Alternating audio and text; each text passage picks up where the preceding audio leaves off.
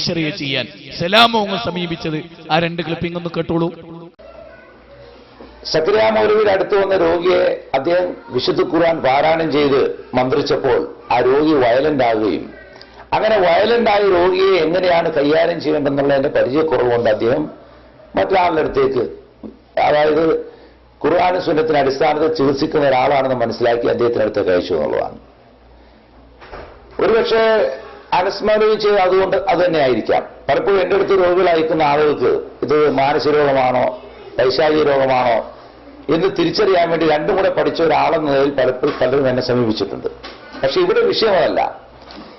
സക്കരിയ മൗലവിക്കെതിരെ അനസ് മൗലവി ഉന്നയിച്ച ആരോപണം എന്തുകൊണ്ട് അദ്ദേഹം തന്റെ കാര്യത്തിൽ അത് പരിഗണിക്കുന്നില്ല എന്നുള്ളതാണ്. സക്കരിയ മൗലവി ഓതിയ ശേഷം രോഗി വയലന്റ് ആയപ്പോഴാണ് പരിചയമുള്ള ഒരാളുടെ അടുത്തേക്ക് അയച്ചത്. മറിച്ച് അനസ് മൗലവിന്റെ അടുത്തുള്ള രോഗി എന്ന് പറഞ്ഞാൽ ഓതിയ വയലന്റ് ആവുന്ന രോഗിയൊന്നുമല്ല. എന്നിട്ട് പോലും അത് അദ്ദേഹം പരിശോധിച്ച് നോക്കാതെ, ഒന്ന് പരീക്ഷിച്ചു പോലും നോക്കാതെയാണ് എന്നെ വിളിച്ച് ഒരു പണ്ഡിതനായ അദ്ദേഹം ചികിത്സിക്കാൻ ആവശ്യപ്പെട്ടത്. പക്ഷെ ഇപ്പോൾ അദ്ദേഹം പറഞ്ഞത് MBBS ഡോക്ടർ എന്ന നിലയിലാണ് എന്നെ കൺസൾട്ട് ചെയ്തതെന്നല്ല. തീർച്ചയായിട്ടും അങ്ങനെയല്ല.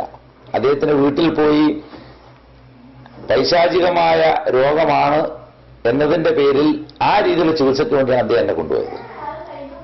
ഇനി അദ്ദേഹം അത് മറന്നുപോയിട്ടുണ്ടെന്ന് എനിക്കറിഞ്ഞുകൂടാ. എന്നാൽ ഓർക്കാൻ വേണ്ടിയിട്ട് അതോടനുബന്ധിച്ചുള്ള ചില കാര്യങ്ങൾ പറയുകയാണ്. അദ്ദേഹം തിരിച്ച് കാറിൽ ഞങ്ങൾ പോരുമ്പോൾ അദ്ദേഹം മുൻപ് ചെയ്ത സിഹറുകളെക്കുറിച്ചും സിഹർ ചെയ്ത് പ്രേമിച്ച് കിടന്ന സ്ത്രീ പുരുഷന്മാരെ അണക്കിവിട്ട കഥകളും ആലിന്റെ ലയിൽ അദ്ദേഹം സിഹർ ചെയ്ത കാര്യവും അങ്ങനെ അദ്ദേഹം സിഹർ പഠിക്കാൻ ഉദ്ദേശിച്ച പുസ്തകത്തെക്കുറിച്ചും ആ പുസ്തകം അദ്ദേഹത്തിന്റെ കയ്യിൽ നിന്ന് ഒരാൾ തട്ടിക്കൊണ്ടുപോയ കാര്യമെല്ലാം വിവരിച്ചു തരികയുണ്ടായി.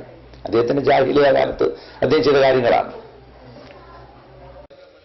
സലാം മോങ്ങ മൗലവി അദ്ദേഹത്തിന്റെ ഒരു ബന്ധു എന്റെ അടുത്ത് ചികിത്സയിലായിരുന്ന സമയത്ത് ഈ ചികിത്സയുടെ യാഥാർത്ഥ്യം എന്താണെന്ന് അറിയാൻ വേണ്ടി ഒരാളെ അഷ്റഫ് മൗലവിയുടെ അടുത്തേക്ക് മദീനത്തേക്ക് അയച്ചു. അങ്ങനെ മദീനത്ത് ചെന്ന് ഇദ്ദേഹം അഷ്റഫ് മൗലവിയുമായി സംസാരിക്കുന്ന സമയത്ത് തന്നെയാണ് യാദൃച്ഛ്യമായി ഞാനും ആ സദസ്സിൽ വരുന്നത്. അങ്ങനെ സദസ്സ് വെച്ച് അഷ്റഫ് മൗലവി ആ കാര്യം വ്യക്തമായി ബോധ്യപ്പെടുത്തുകയും ഇങ്ങനെയുള്ള ചികിത്സ ഹലാലാണെന്ന് അറിയിക്കുകയും അതോടൊപ്പം തന്നെ എനിക്ക് ഈ വിഷയവുമായി റഫറിയാണ് ഒരു പുസ്തകത്തിന്റെ പേര് അഷ്റഫ് മൗലവി പറഞ്ഞു തരികയും ചെയ്യുന്നുണ്ടായി. അങ്ങനെ ഈ സലാം മോങ്ങ മൗലവിയുടെ ബന്ധുവായ ഈ പെൺകുട്ടിയെ ചികിത്സിച്ചു. അൽഹംദുലില്ലാഹ് സുഖമായി.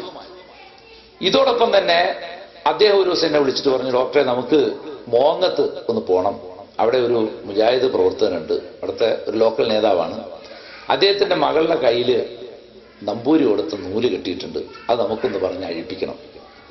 അങ്ങനെ ഞാനും മൗലവിയും കൂടെ ഒരു ദിവസം സുബഹി നമസ്കാരത്തിന് ശേഷം മോങ്ങത്ത് വീട്ടിൽ പോവുകയും ഏകദേശം 1 മണിക്കൂറോളം സംസാരിച്ചിട്ട് പോലും ആ മുജാഹിദ് ലോക്കൽ നേതാവ് ആ ചര അഴിക്കാനോ എന്ന് മാത്രമല്ല നിങ്ങളിത് അഴിച്ചു കഴിഞ്ഞാൽ ഞങ്ങൾ ഹലാലായ ചികിത്സ ചെയ്യാം എന്ന് പറഞ്ഞിട്ട് പോലും 1 മണിക്കൂർ സംസാരിച്ചിട്ട് പോലും അതിന് തയ്യാറായില്ല. അങ്ങനെ ഞങ്ങൾ ആ ശ്രമം വിപുലമായി ഞങ്ങൾ മടങ്ങി.